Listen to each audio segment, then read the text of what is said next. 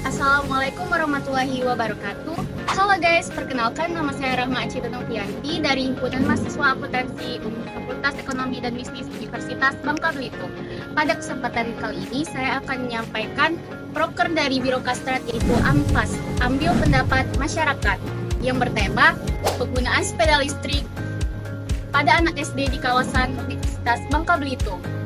Yuk guys, kita simak bagaimana pendapat masyarakat, mahasiswa, hingga UMKM tentang fenomena ini. Oke, baik, mungkin kita bisa perkenalan dulu dari abang siapa? Dendi. Iya, baik. Mungkin kita langsung saja dari pertanyaannya. Ya. Pertanyaan pertama itu, menurut abang anak-anak SD itu sudah boleh belum naik sepeda listrik? Kalau boleh, apa alasannya? Kencang. Ke sepeda listrik. Iya. Boleh lah. Oh, Alasannya karena ibaratnya kan tergantung sama umur apa gimana itu. anak-anak untuk Oh, anak-anak SD. anak-anak SD ya. Boleh lah. Oh, alasannya? Alasan karena kan gimana? Apa ya? Ramah lingkungan lah. Intinya. Iya. Untuk pertanyaan kedua, kalau abang lihat anak-anak kecil naik sepeda di area kampus, kalau ada kejadian kecelakaan gitu, menurut abang bahaya nggak? Di daerah kampus Iya, kecelakaan itu iya. bahaya sih, bahaya. Pertanyaan ketiga, apa sih bahaya dari akibat apa sih bahaya atau akibat yang bisa terjadi kalau anak-anak naik sepeda listrik? Satu, tabrak sama kendaraan lain. Yang kedua, karena gimana ya? Menurut aja. Iya.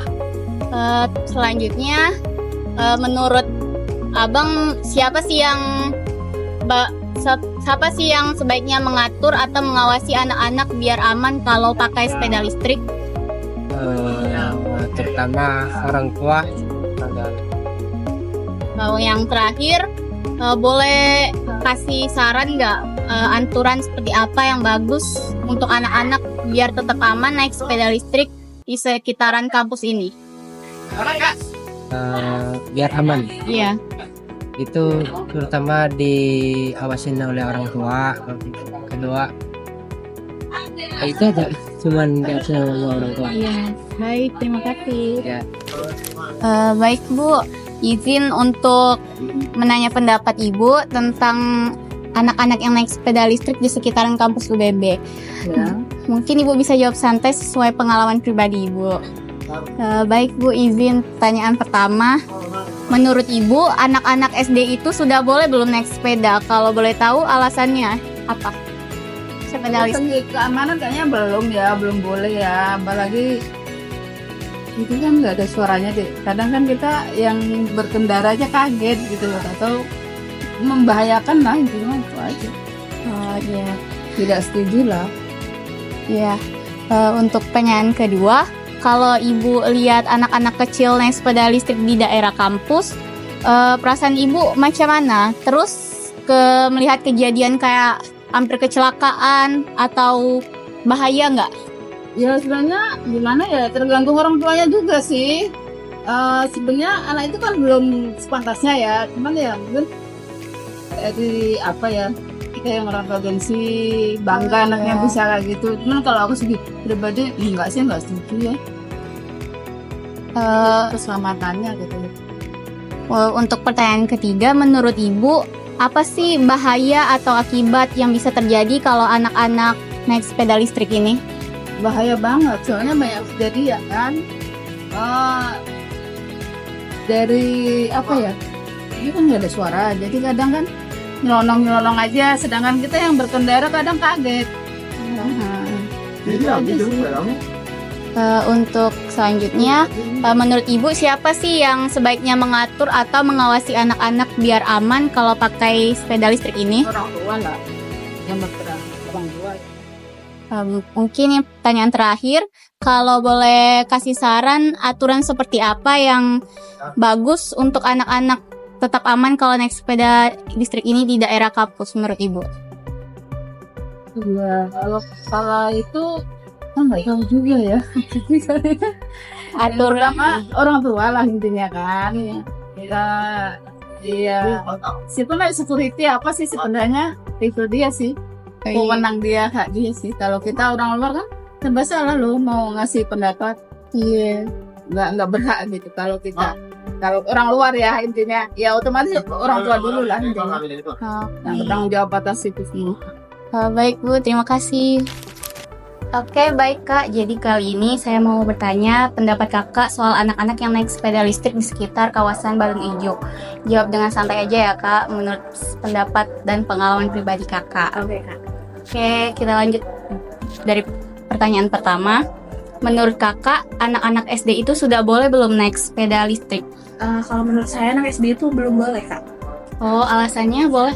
Karena kan anak SD ini masih di bawah umur ya Kak. Sedangkan kan sepeda listrik mereka makainya di pinggir jalan dan itu termasuk membahayakan kayak gitu. Jadi membahayakan dia dan membahayakan pengendara lainnya Kak. Seperti itu. Oh iya, oke. Kalau untuk pertanyaan kedua, kalau Kakak lihat anak kecil naik sepeda listrik di daerah kampus, itu bagaimana?